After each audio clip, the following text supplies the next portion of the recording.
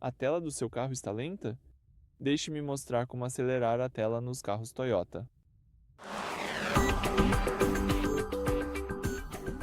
Então vou começar usando a tela inicial.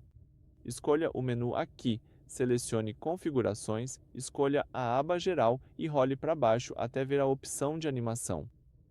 Vamos garantir que a animação esteja ativada.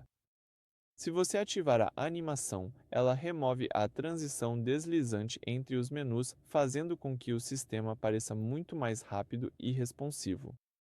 Por isso, eu realmente recomendo deixar esse recurso ativado.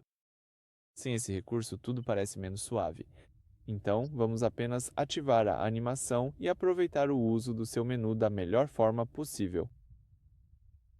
Por favor, inscreva-se no nosso canal e deixe um like no vídeo.